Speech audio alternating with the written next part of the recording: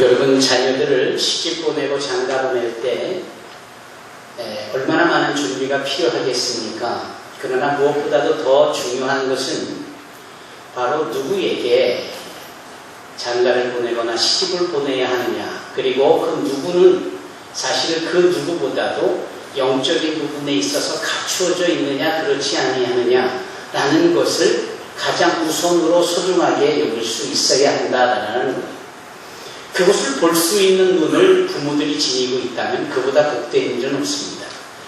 그리고 또한 이성을 만나 사랑을 하고 결혼을까지 하면서 당사자 되어진 형제들이나 자매들이나 소위 나의 사랑의 대상 되어질 자들이 믿음이 있느냐 없느냐 이걸 소중하게 본다면 이미 성공한 결혼이고 하나님께 복을 얻는 결혼일 수밖에 없는 거예요.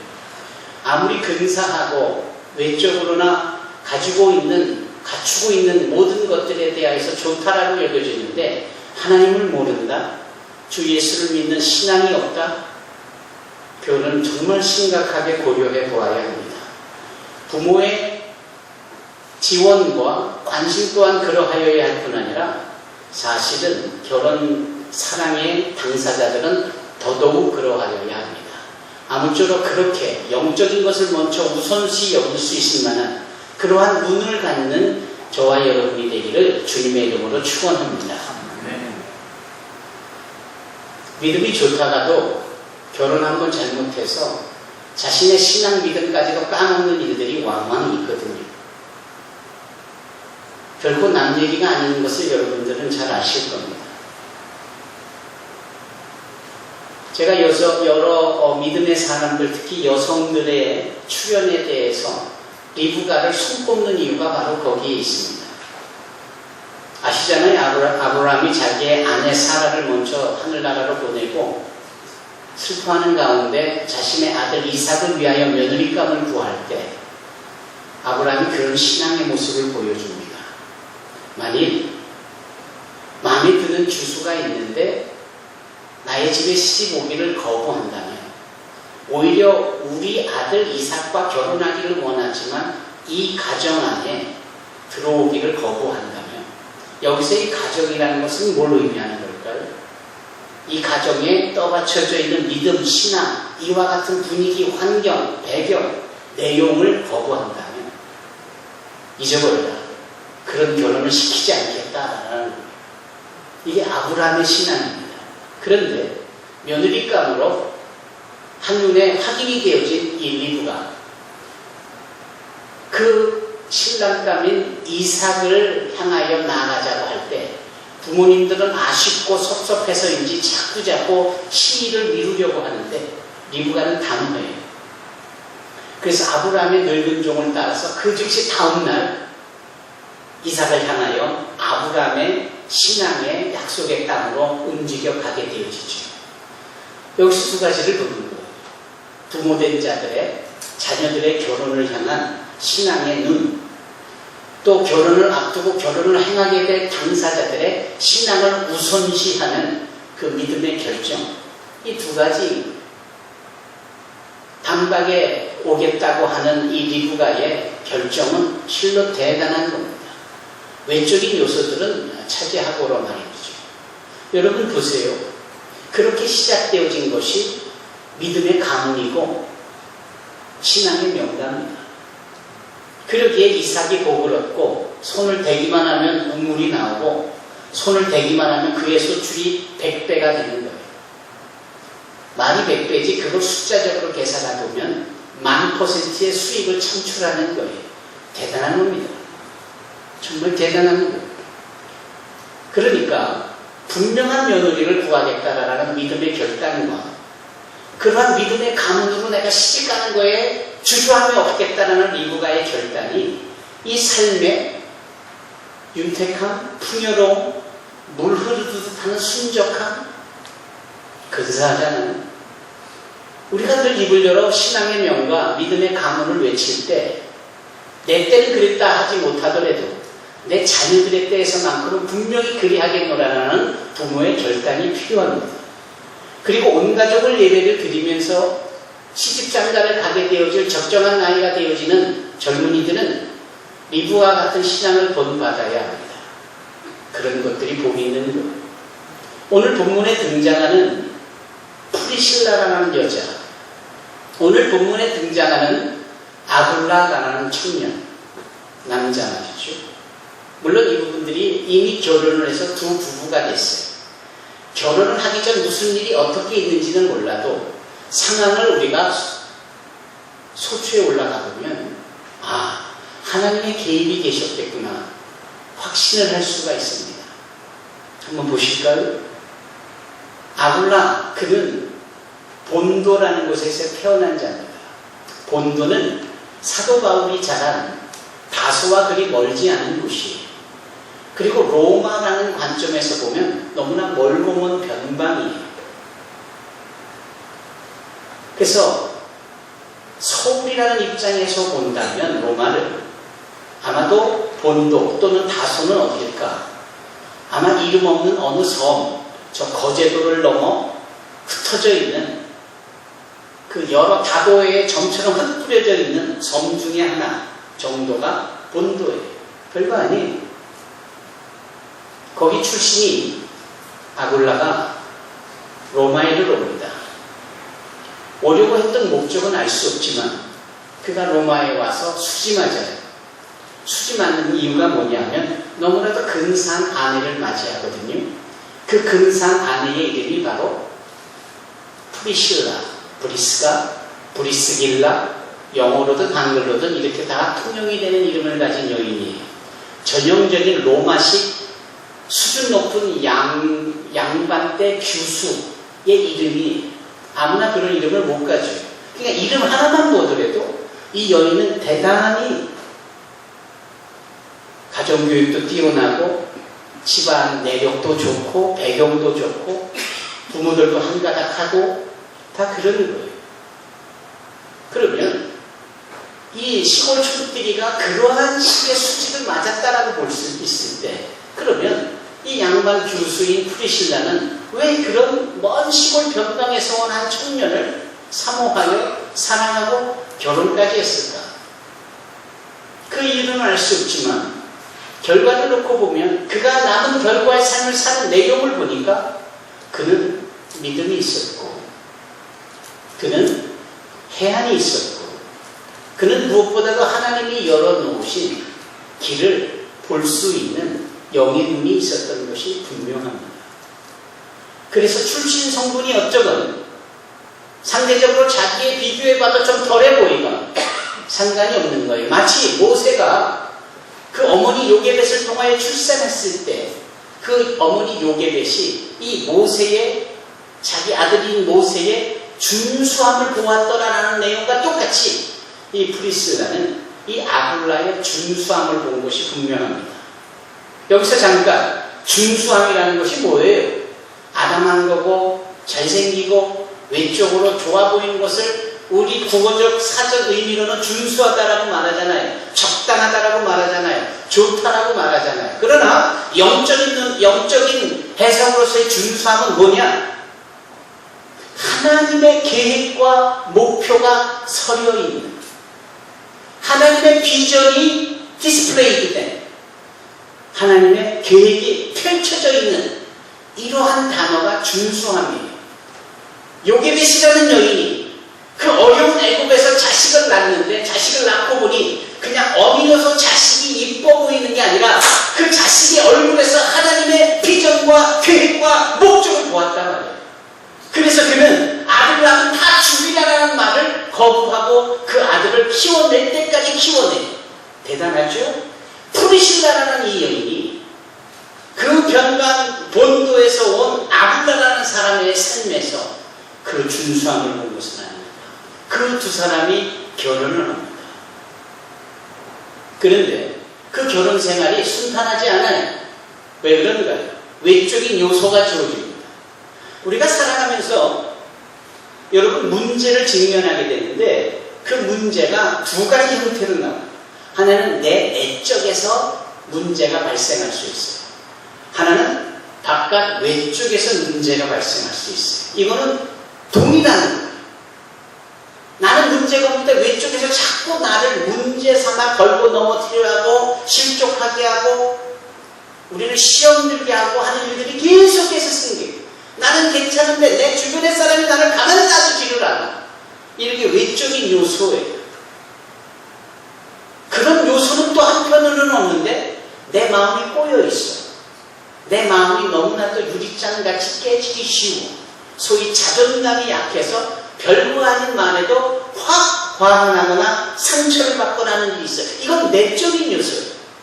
이 두 가지가 항상 문제를 크게 만드는 거예요. 그래서 출애굽기 6장에 보면은 하나님께서는 모세를 통하여서 이스라엘 백성들에게 7가지의 약속을 주십니다. 그 7가지의 약속은 마치 학개서 2장에 나오는 그 약속과 동일한 약속이에요. 그러면 한 가지의 약속도 아니고 7개나 되어지는 약속을 하나님이 모세를 통해서 주셨건만 백성들은 그것을 아멘! 하고 받아야 되는데 받지를 못해요. 왜지요? 두 가지 문제가 다 있어요. 외적인 요소와 내적인 요소가 그 하나님의 말씀을 받아들이지를 못하게 해요. 외적인 요소는 뭐냐? 더 많은 노동이 요구되는 거예요. 지푸라기 없이 진흙으로만 벽돌을 만들어라 뭐 이런 식. 또 하나는 늘 노예로 살다 보니까 나를 통하여서 큰 일을 이루시겠다는 그 하나님의 약속의 말씀이 소망이 되지 않고 기대가 되지 않고 아이고 나 같은 게 그런 일을 스스로 자기 평화, 자기 비하, 자존감이 낮아도 너무 낮은 모습. 이 내적인 요소가 하나님의 7가지의 약속의 말씀이 주어져도 이루지 못하는 거예요.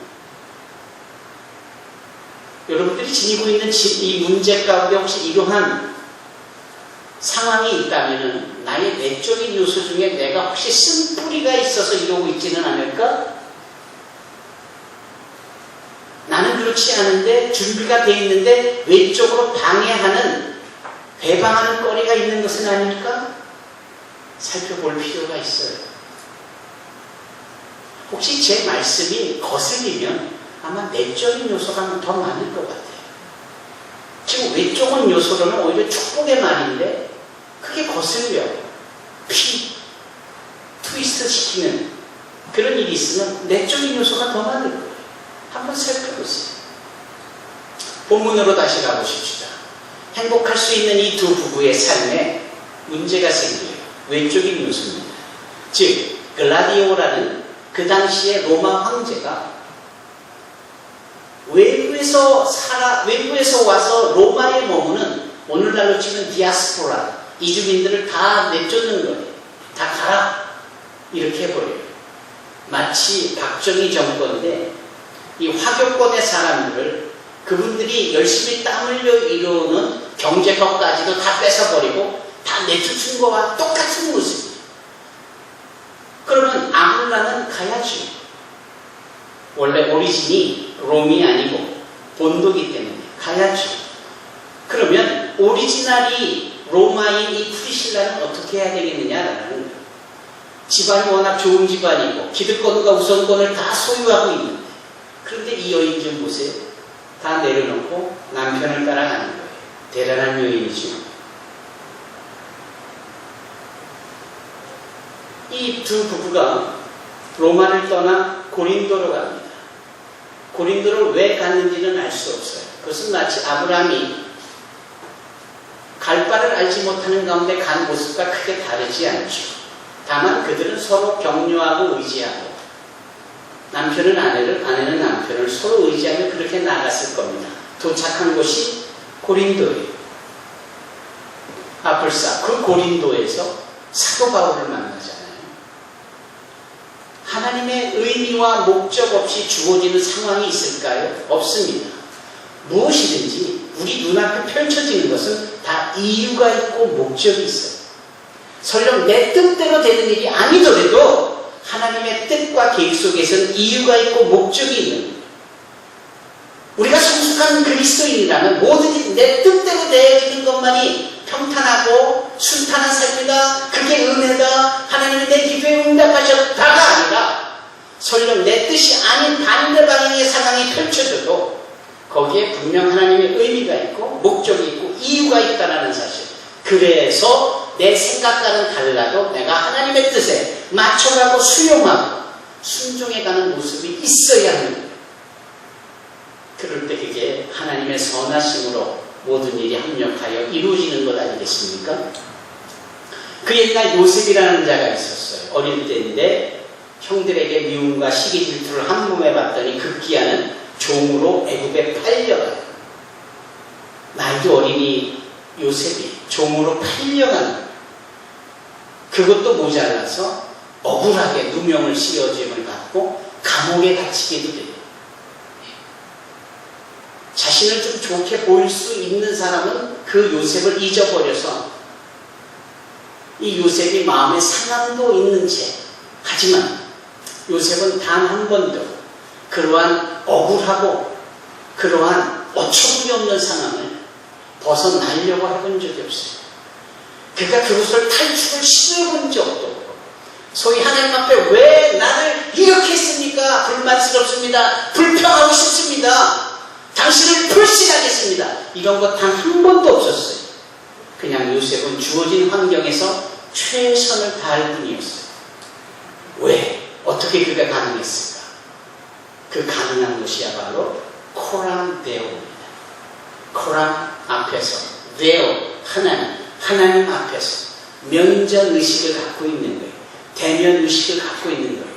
아무도 안 보겠지? 나 혼자인데 뭐 어때? 가네! 설령 나 혼자라도 하나님은 불꽃 같은 눈동자로 나를 지켜보고 계시다라는 거예요.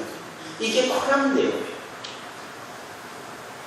그게 시편 139편에서 말하는 그 내용이에요. 내가 하나님 계시면 나 어디로 가오니까? 내가 하늘에 올라가도 하나님이 거기 계시고, 내가 음부에 내려가 자리를 펼치라도 여전히 하나님이 거기 계시고, 내가 새벽 날개를 치고 저 하늘 끝까지 가도 여전히 하나님이 거기 계시다. 그렇다면 요셉이 내 동댕이 쳐진 그 애국 보디발의 집, 지하 감옥, 그 안에도 여전히 하나님은 함께 하셨어요. 요셉은 그걸 알고 있는 겁니다. 그래서 그는 어떠한 죄도, 보디발의 아내가 유혹을 해도 뿌리치며 내가 사시는 하나님 앞에서 기와 같은 죄를 범할 수 있겠느냐. 단호히 자기를 지키잖아요. 창세기에 보면 그러한 요셉에게 하나님의 인자가 더하고 하나님의 사랑이 더해져 갔다라고 말합니다. 급기야는 그가 그 큰 나라 애굽의 국무총리가 되잖아요. 그 국무가 총리가 되어질 때 자기 앞에 무릎을 꿇은 형들 앞에서 요셉이 마지막으로 창세기 50장에 하나님을 선한 하나님으로 표현해요. 선한 하나님. 그 선은 창세기 1장에 하나님이 스스로 밝히신 거예요. 빛이 있으라 하심에 빛이 있었고 하나님이 그 빛을 보시기에 좋았더라. 이 좋았더라가 선하더라 이런 뜻이에요. 선으로 시작한 창세기 1장이 선으로 50장으로 마무리를 합니다. 형들은 나에게 악을 행하여 이곳에 팔았지만 하나님은 나에게 선을 행하셔 여기까지 인도하셨더라. 선으로 시작한 창세기가 선으로 맞춰지는 거예요. 여러분, 그네들이 브리스길라와 아굴라가 악을 피하려고 떠나는데 갈 바를 알지 못하고 고린도에 도착했는데 그 고린도에서 선하신 하나님의 인도함을 받아요. 그 선하신 하나님의 인도함이 뭐예요? 사도 바울을 만나는 거예요. 놀랍게도 사도 바울은 이 아굴라가 태어난 본도 다소 지방 출신이에요. 고향 사람을 만나는 거예요. 그것도 하나님의 계획이에요. 고작 고향 사람들이니까 마음이 잘 통하고 고향 출신들이니까 하는 일도 잘 똑같아요. 저 전라남도 보성의 고향 사람을 만나면 꼬막을 잘 깔 수 있지 않을까요? 그렇잖아요. 뭐 이런 식의 개념. 저 남원에 가면은 남원이 칼이 좋으니까 철기로 된 칼을 잘 갈고 칼을 만드는 대장장이를 잘하지 않을까? 다 그런 거와 비슷한 논리예요. 그 본도 다소지방에는 염소와 양들이 아주 많이 살고 있어요. 바위 투성이고 산이 높은 지역인데 거기서 사는 산양, 산염소들이 얼마나 질이 좋은지 몰라요. 걔네들이 공급하는 이 털, 가죽은 어디에 특별하게 좋으냐? 천막을 만드는데 아주 요긴하게 쓰이는 물건이에요. 그래서 본도 다소 지역의 특산품이 천막이에요. 그 천막을 그곳 출신들의 사람은 잘 지어요. 바느질로 쉽게 해가지고 뚝딱뚝딱 하면 텐트가 완성이 되는 거예요. 그게 천막 짓는 일이고 그게 바로 텐트 메이킹이고 그러한 일을 하는 사람을 텐트 메이커라고 해요.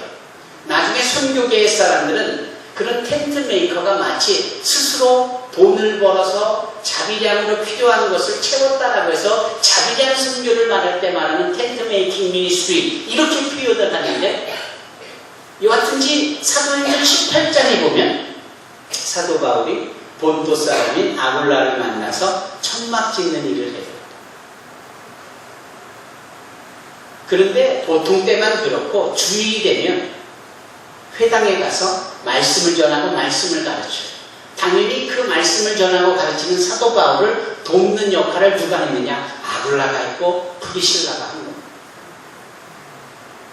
그러기를 1년 6개월 동안 고린도에 있던 바울이 이제 에베소로 간다고 하니까 이 두 부부 좀 보세요. 부리부리 쌈을 짐을 다 싸고는 사도 바울을 쫓아서 또 에베소로 내려가는 거예요.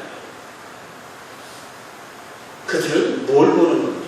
진리를 보는 겁니다. 그 부부는 도대체 자신들의 삶 속에서 뭘 느끼고 있는 거예요? 진리의 인도함을 보고 느끼는 겁니다. 그 두 부부는 삶에 무엇의 가치를 누리고 있는 걸까요? 하나님의 나라, 영원구류, 진리, 예수님, 거기에 삶의 가치를 두는 거예요. 그래서 한쪽에 재산 많이 쌓아놓고 배투들기며 호화호식하는 이게 아니라 언제든지 주님 가라시면 가고 오라시면 오고 떠나야 되면 떠나고 이게 너무나 분명한 거예요. 로마를 떠나 고린도에서 고린도를 떠나 에베소에서 그 에베소에서 사도 바울은 이제 안디옥으로 갑니다. 그런데 에베소에 있던 이 아굴라와 프리실라는 사도 바울을 대신하여 더 큰 일을 해요. 무슨 일을 하느냐? 에베소에 머물며 자기 집안에 사람들을 들여요. 그 사람들이 누구냐? 다 헐벗고 가난하고 병들고 무엇보다도 예수를 알지 못해서 지옥 가게 되어질 불쌍한 영혼들 다 자기의 집으로 불러들이는 거예요. 어느 날 이 두 부부가 길을 가는데 많은 사람들이 웅성웅성 모여져 있어요. 가보니까 웬 사람이 예수님에 대하여 전해요. 저 사람이 누군데 예수님에 대해서 전하지 하고 자세히 알아보니까 저 알렉산드리아, 북아프리카 알렉산드리아에서 온 아볼로라는 사람이에요. 그래서 신기하고 재밌고 반가워서 그 말씀을 듣는데 허라 좀 이상해. 뭐가 이상하냐면 저 아볼로라는 사람은 신학자라고 하고 교수라고 알려져 있는데 그래서 알고 있는 말을 전하기는 전하는데 마치 안고 없는 찐빵 같아요. 핵심이 없이 겉에만 있는 이야기를 해요. 예수님께는 접근하지 못한 채 세례 요한의 가르침만 전하는 정도예요. 그러자 이 아굴라와 프리실라가 안타까워하고 가슴 답답하다 여기면서 끝나기를 기다렸다가 말씀이 끝나니까 그 아볼로를 초대해 자기 집에 모시고 가요. 식사를 대접해요. 그리고 거꾸로 이 두 평신도 부부가 이 신학자를 가르치는 거예요. 당신이 전한 이 내용은 세례 요한의 말일 뿐 진정한 예수 그리스도는 이렇다 저런 분이시다. 아볼로를 가르쳐요. 이 평신도 부부가. 대단하죠?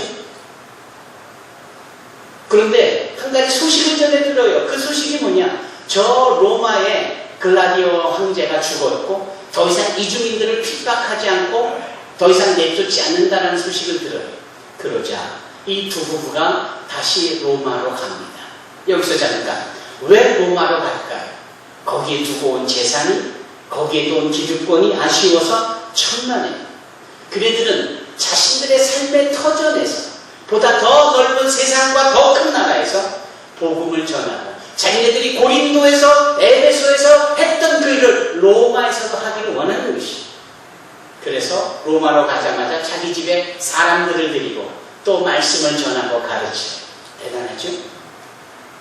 자신의 가정을 이루는 집을 모두에게도 활짝활짝 열어놓는 정말 열린 성도의 모습이에요. 그 사이에 사도 바울은 안디옥에 있다가 마지막으로 에베소를 또 오게 됩니다. 그 소식을 듣자 이들이 로마를 또 떠나요. 그리고 에베소에 옵니다. 우리는 이 일련의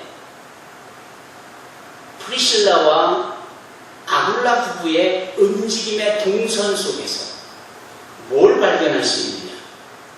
주어진 형편과 상황에 대한 무작정 피하려 들고 아니다라고 거부하는 자기의 생각과 기대감이 있었겠지만은 다르다라는 것에 대하여서 불편해하지 않아요. 수용하는 이 모습이 있어요. 대단한 부부입니다. 두 번째는 복음을 쫓고 진리를 쫓아요. 예수를 쫓아요.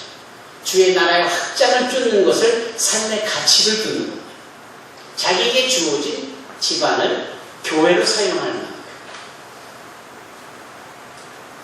한 가지 더 재밌고도 분명한 내용이 있는데 사도 바울이 고린도후서 11장에 보면은요, 자기가 이렇게 힘들었던 상황을 설명하는데 고린도후서 11장 23절에 이렇게 말씀합니다.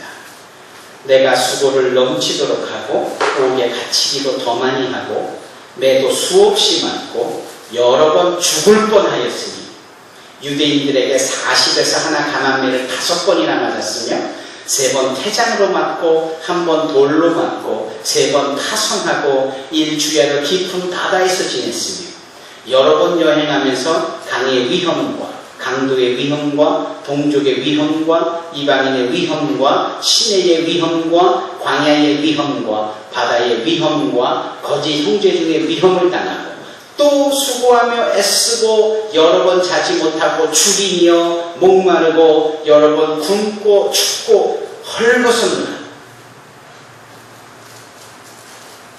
여러분 얼마나 이 사지에서 경험한 자의 분명하고도 단호한 군더더기 없는 표현입니다.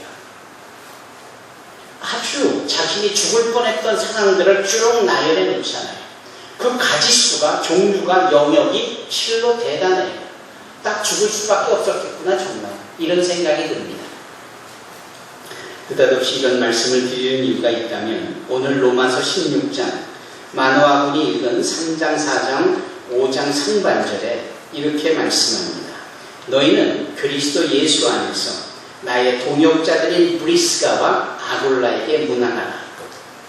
그들은 즉 두 부부는 내 목숨을 위하여 자기들의 목까지도 내놓았다 라는 거예요. 자신이 이렇게 죽을 뻔한 상황이 있었을 때 아굴라 부부가 브리슬라 부부가 자신을 대신하여 죽기까지 하려고 했다. 대단하죠. 언제 이런 일이 있었는지는 정확하게 우리가 적용할 수는 없겠지만 죽을 뻔한 상황이 이렇게 많이 나열되어진 순간순간에 떡하니 아굴라와 브리슬라 이 두 부부가 나 대신 죽으려고 했던 적이 있었다. 그 정도로 브리슬라와 아굴라는 하나님의 진리라는 명분 앞에서 생명까지도 내놓을 수 있는 부부였다. 그러니 로마를 고린도를 에베소로 왔다 갔다 하는 것이 뭐 그리 대수겠어요, 여러분. 내가 주를 위해서 죽을 수 있다면, 내가 하늘나라의 확장을 위해서 죽을 수 있다면 그 외의 모든 일들은 경한 것이고 아무것도 아닐 수 있는 건 아니겠어요? 그러한 브리스길라와 아굴라 부부를 사도 바울은 칭찬하는 것이고 추천하는 거예요. 정말 이 두 부부는 나 대신 죽기까지 하려고 했던 사람들이니까 이 두 분을 정말 잘 섬기고 잘 문안하고 잘 대해줘라. 얼마나 분명한 추천입니다. 이 말씀 끝에 이렇게 있습니다. 또 저의 집에 있는 교회에도 문안하라 이렇게 얘기해요. 저의 집, 저는 바로 브리스길라와 아굴라 두 부부의 사는 집을 말해요. 집, 홈이 아니라 하우스, 건물을 말해요. 그런데 그 건물 안에 사람들이 모여지면서 그 안에 교회가 생기는 거예요. 교회. 여러분, 교회는 이런 건물은 그냥 예배당이라고 했고, 진정한 교회는 여러분, 여기 어린이 민성이 다 교회예요. 왜냐하면 우리가 예수를 믿잖아요. 예수 믿는 우리가 교회예요.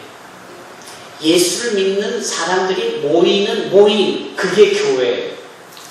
그래서 요 성경을 한 장 딱 넘기면 고린도전서인데, 고린도전서 1장 2절에 뭐라고 그러는지 아십니까?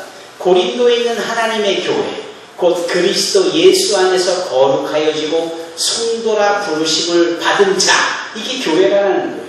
또 각 처에서 우리의 주, 곧 그들과 우리의 주 되신 예수 그리스도의 이름을 부르는 모든 자, 이 사람들이 교회입니다.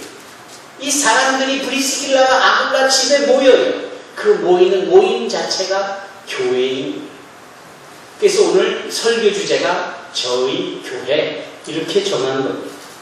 이 두 부부의 신앙을 바탕으로 사람들이 모여지는데 예수님에 대해서 말하고 예수님에 대하여서 은혜를 나눕니다.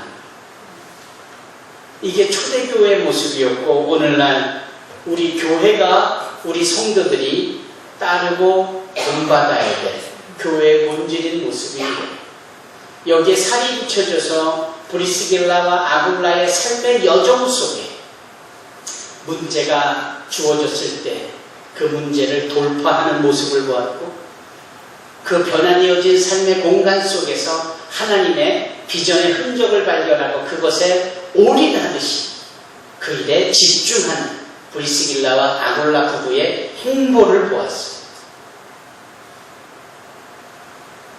바울의 사역이 가능해질 수 있도록 이 브리스길라와 아굴라가 백업해준, 어시스트해준 사역의 내용은 정말 지면이 모자랄 만큼 더 많았을 것이에요. 오늘날 우리는 그러한 브리스길라와 아굴라 부부에 대하여서 비교해 볼 때 어느 점이 덜합니까? 또는 어느 점이 더합니까? 아주 자그마한 기본적인 것부터 예수 믿는 신앙을 가장 우선시 여겨서 내가 누군가를 만나 결정하는 일에도 그 예수 믿는 것을 우선으로 여깁니다. 적어도 내 자녀들이 결혼을 하고 뭘 할 때에 예수 믿는 신앙을 가장 우선으로 여깁니다. 이러한 부분까지도 허물어지고 이런 것을 놓쳐버리고 있는 우리의 입장이라면 여기 브리스길라가 보여준, 아굴라가 보여준 행복의 흔적들을 말하면 못합니다. 사랑하는 성도 여러분, 예수 그리스도를 믿는 이 믿음, 이것을 최우선으로 여길 때 우리의 삶에 놀라운 하나님의 은혜와 또 삶의 거룩한 흔적들이 나타나게 되리라 믿습니다. 아멘. 브리스길라와 아굴라처럼 사는 저와 여러분이 되기를 주님의 이름으로 축원합니다. 할렐루야. 기도하겠습니다.